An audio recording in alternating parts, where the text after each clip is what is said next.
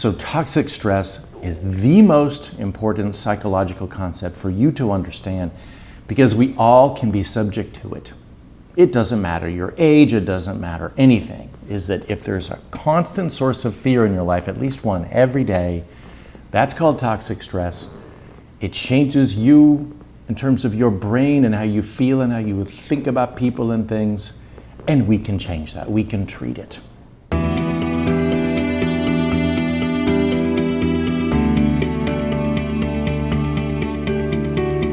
Today's episode follows the last episode on PTSD, or post-traumatic stress disorder. Today's episode is all about toxic stress.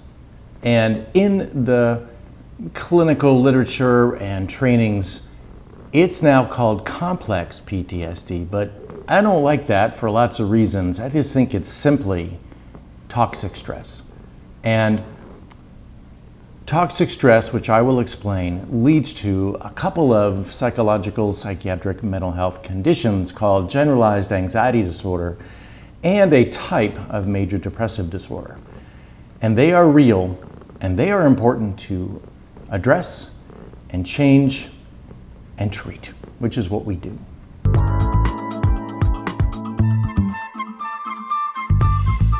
What is stress? So again, PTSD is post-traumatic stress disorder, and toxic stress is stress. So stress, like I said in the PTSD episode, is typically fear. That's what stress is. When we talk about the fact that we're stressed, we're typically feeling some sort of fear feeling about can't get it done, the fear of not getting it done, or the fear of something not going well, the fear of can't pay our bills, the fear from being traumatized. I mean, it is basically about fear. And that's what stress is all about. Now, I talk on this channel and in my practice every day with all my patients about primary emotions, that all human feelings fall into these primary emotion buckets or categories. And you look at my episode all about that.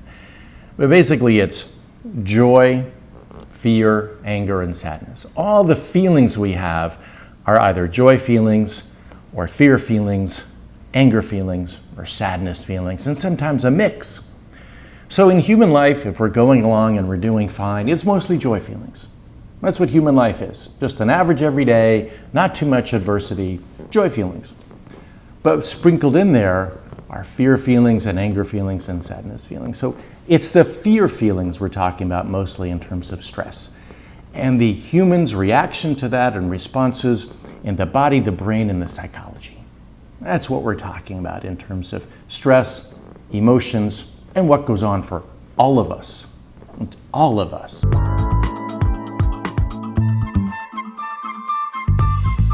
Toxic stress or toxic fear is a really important thing because it's everyday fear. Like every day, you're afraid of someone or this person or a couple of people yelling at you. Every day. Every day, you're afraid they're going to hit you or do something very harmful to you.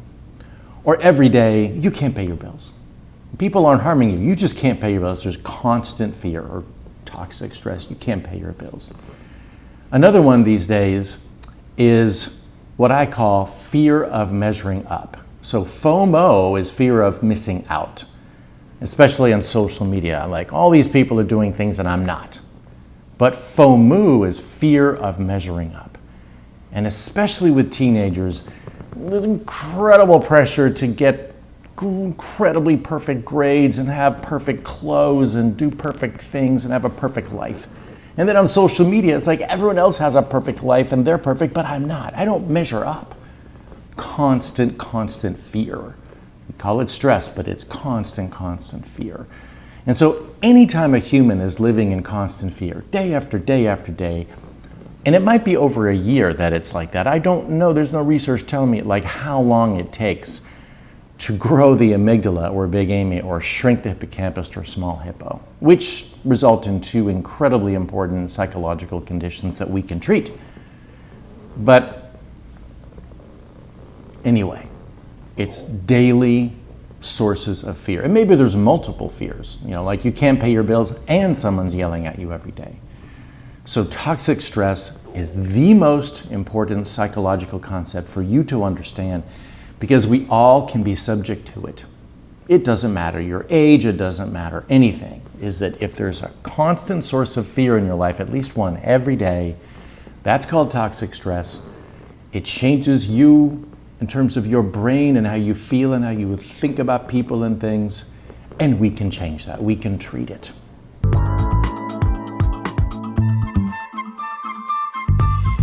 Let's talk about how toxic stress, or the constant human fear response and fear feelings, affects the brain.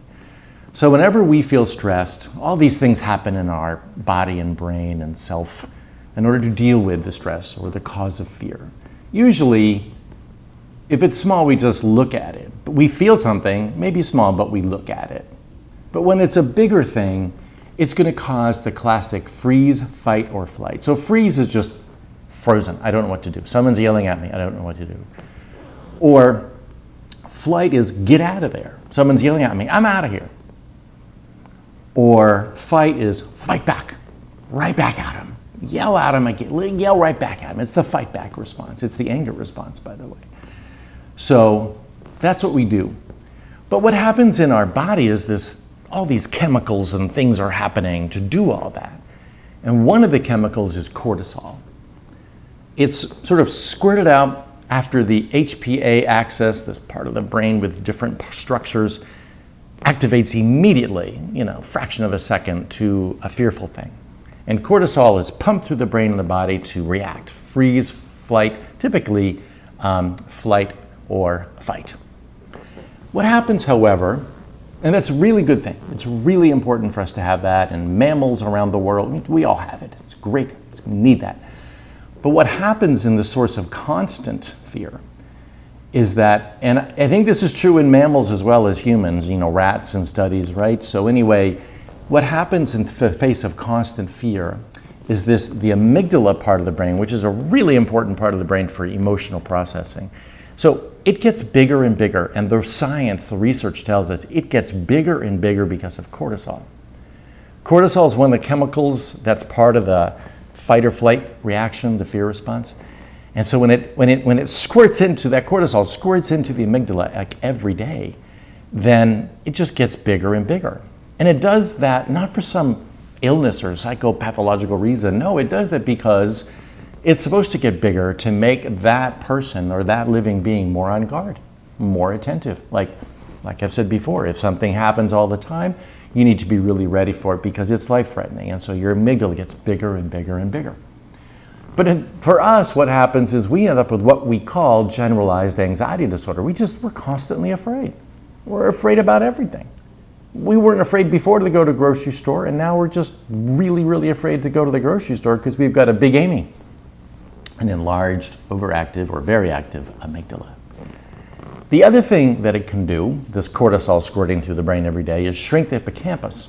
The hippocampus part, the small hippo, that shrinks to modulate, or sort of like, hey, that Amy and all that fear, let's bring it down some. It's just like way too much going on. But the problem with that is it's called stress system blunting. We just don't feel much of anything, including joy. So that's a type of depression. When small hippo happens, it's a type of depression, it's just like flat. I don't care. I don't feel that anxious anymore, but I don't feel anything. I certainly don't feel joy. That's a type. There are two types of depression. That is a type of depression, which we can treat with loving relationships, change, and serotonin. Again, serotonin in the medications, what are called antidepressants, but that's actually a simple name. The serotonin medications treat both. They shrink the amygdala and increase the size of the hippocampus at the same time. That's why they work so well, in my opinion. I mean, they don't balance brain chemistry. There's no evidence to say they balance brain chemistry. They raise levels of serotonin in the brain from what the research tells us, and the research tells us that shrinks the amygdala, or this really active fear response, or grows the hippocampus so a person can feel stuff again, no longer depressed of that type.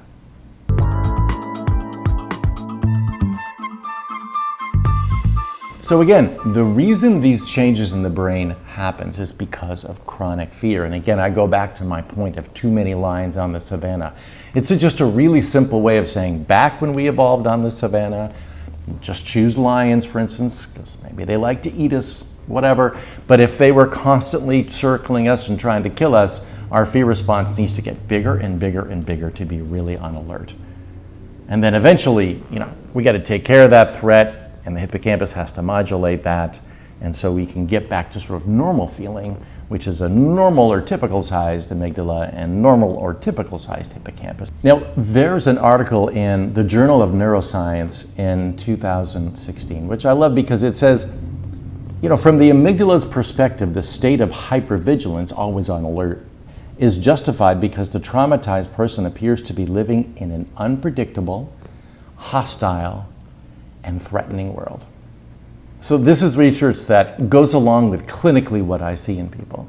Constant fear, stuff that causes daily fear response creates this really hyper alert, hyper vigilant, very much on guard person because of the growth, the big Amy, growth of the amygdala causing I'm on guard to everything. But we call that generalized anxiety disorder because it's not pleasant to live with. It's really, really unpleasant to live with. And again, we can treat it with what I call love, change, and serotonin.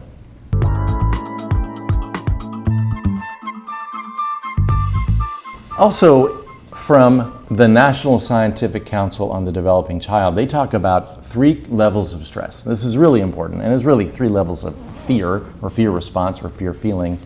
One is positive.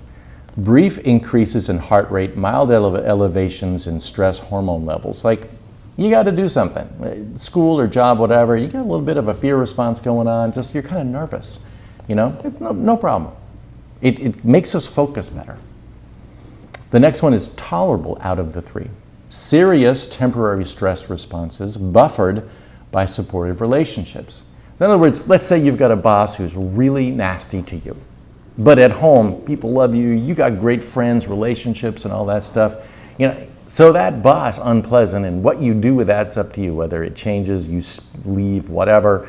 But at home, you're loved. And so you're doing okay. It's tolerable. Your stress, your fear response from that boss, it's tolerable because you've got supportive relationships. But the last one they call it toxic, which is where prolonged activation of stress response systems, like I'm talking about, amygdala especially, in the absence of protective relationships. So this is classically where anybody of any age is being harmed at home, and there's no one there to help them. They're just completely alone. Could have been you, if you're watching this, where you're alone, and everyone else around you is very harmful, yelling, screaming, maybe hitting here and there, or hitting each other, and there are no protective relationships. So that's toxic. But I'm also saying, you can have a really loving family, like as a teenager, but because of FOMO, fear of measuring up, you just that's toxic too. That's toxic stress. But you may have a loving family, and that really helps. That's supportive and buffering. Also, if you don't have enough money, if you don't have enough money, no great relationships, that's toxic upon toxic. Probably big Amy, small hippo, or at least big Amy, that's first. Small hippo is typically second.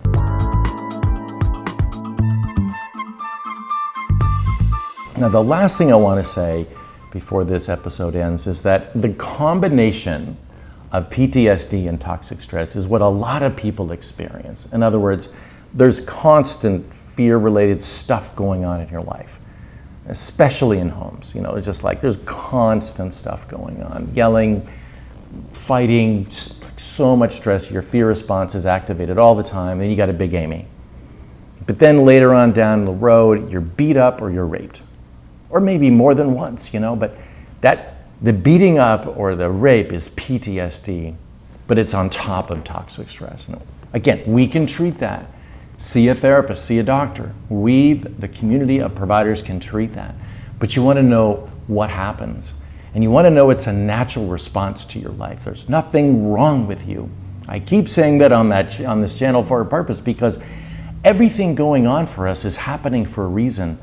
based and shaped by evolution biologically to protect us somehow. Believe it or not, generalized anxiety and that experience, or even depression, they exist for a reason. And in fact, just knowing that helps people feel better automatically. When I tell them that here in my practice, they at least there's nothing wrong with me. I don't feel good and I want to change that, but there's nothing wrong with me. That's a big, big, big deal that I'm emphasizing all the time in this channel. So, I hope this has been helpful because you deserve it and you are awesome.